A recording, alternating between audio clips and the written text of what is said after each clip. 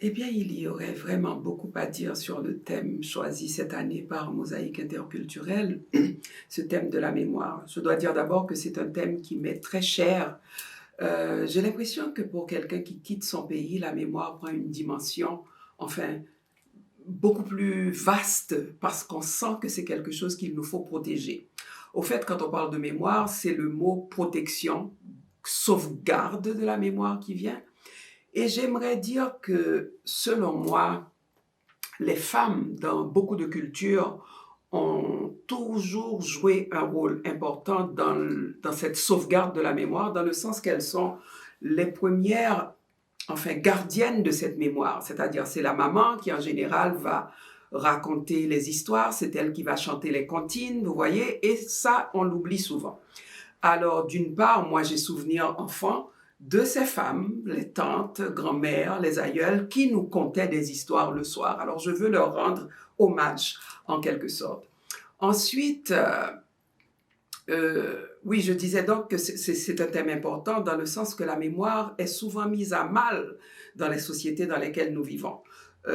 C'est une mémoire qui, en général, est gardée captive par ceux qui estiment que eux font l'histoire, d'où l'importance pour nous de nous emparer, enfin, de l'écriture, par exemple, de nous emparer de tous ces lieux de mémoire pour pouvoir la travailler, pour pouvoir la conserver.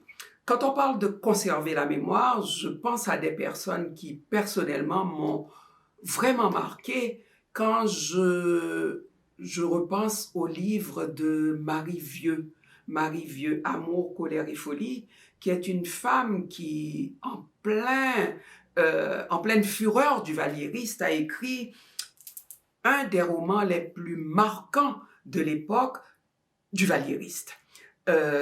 Amour, colère et folie, qui a été, enfin, un livre bâillonné, tout comme son auteur, et qui a été repris il y a quelques années, par la maison Gallimard.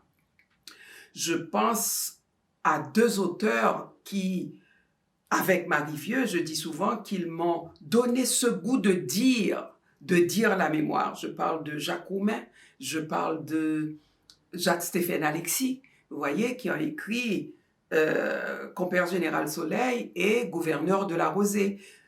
Et quand je cite ces noms, je pense aussi aux jeunes qui, j'espère, gravitent beaucoup autour de Mosaïque interculturelle et qui peuvent avoir ces livres comme référence. Vous voyez, et à chaque fois que vous allez relire ces livres, parce que la mémoire, pour la cultiver, il faut aussi relire. Moi, je suis une grande relectrice et je pense que c'est une manière de cultiver la mémoire. Et lorsque nous lisons un livre à 16-17 ans et que nous le lisons à 30, à 40, à 50, ce n'est plus la même perspective de lecture. Pourquoi l'importance de cette mémoire, finalement? Lorsqu'on regarde Haïti, je dis souvent que c'est le pays de la démémoire. Il y en a sans aucun doute d'autres pays de démémoire, mais c'est comme s'il y a une volonté expresse, une volonté arrêtée d'effacement de la mémoire. Quand on sait enfin, moi j'ai vécu l'expérience d'aller en Haïti, d'être invité à faire une conférence dans une alliance française et de parler à des jeunes dans la vingtaine qui m'ont dit n'avoir aucune idée de la période du Valliériste. Alors, je reviens toujours à cette période, je reviens souvent à cette période parce que pour moi, c'est une des composantes de mon travail en tant qu'écrivaine. Bien entendu, lorsque nous faisons ce choix en tant qu'artiste, en tant qu'écrivain, on se heurte à c'est une sorte de défi et aussi c'est quelque chose qui nous, je dirais pas qui nous condamne, mais qui nous met dans une sorte enfin, d'être mis de côté. On dérange finalement. La mémoire, au fait, voilà ce que je veux dire, la mémoire c'est quelque chose qui dérange. Ceux que la mémoire dérange vont souvent parler d'excès de mémoire, mais il y a aussi l'excès d'oubli. Et c'est face à cet excès d'oubli que nous devons cultiver la mémoire.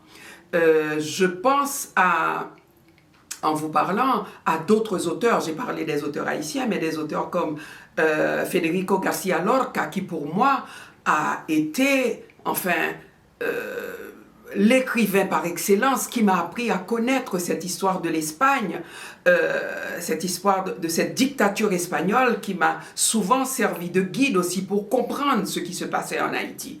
Je pense aussi à Primo Levi, qui lui a vécu dans les camps de concentration et qui dit que Auschwitz a fait de lui un écrivain. Alors pour moi, l'écriture est très liée à la mémoire, est aussi liée au conte et je pense, quand je parle de conte, je pense à Mimi Barthélemy, qui a été quelqu'un qui a beaucoup fait en ce sens pour la mémoire d'Haïti. Bien entendu, en tant qu'écrivaine née en Haïti, je fais souvent référence à Haïti, mais je veux, enfin, dans cette petite minute, rendre hommage aussi à tous ces écrivains que ce soit en Afrique ou en Amérique latine. Pour l'Amérique latine, je peux parler qui est mort récemment, Galeano, Eduardo Galeano, qui a écrit des livres, qui nous ont donné à penser que ce qui se passe, comme il le dit lui-même, ce qui se passe dans les livres qu'il raconte, se passe aujourd'hui même. Dans un sens que cette mémoire, elle n'est pas une mémoire d'antan, elle n'est pas une mémoire passée, elle est toujours active, elle est toujours en devenir. Alors, c'est à nous de faire en sorte qu'elle devienne quelque chose de véritablement actif qui permette d'aller vers le changement. Parce que la mémoire, pour moi, c'est un outil de changement. Et c'est ce qui nous porte à l'écriture. C'est ce qui, moi, me porte à l'écriture. J'ai travaillé personnellement sur différents types de mémoire. Un de mes premiers livres, c'était la mémoire de l'exil, dans La dot de Sarah. Ensuite, je suis passée à la mémoire de l'esclavage, dans le livre d'Emma. Ensuite, à la mémoire, une mémoire beaucoup plus récente, la mémoire du duvalierisme, dans 2 ouvrages.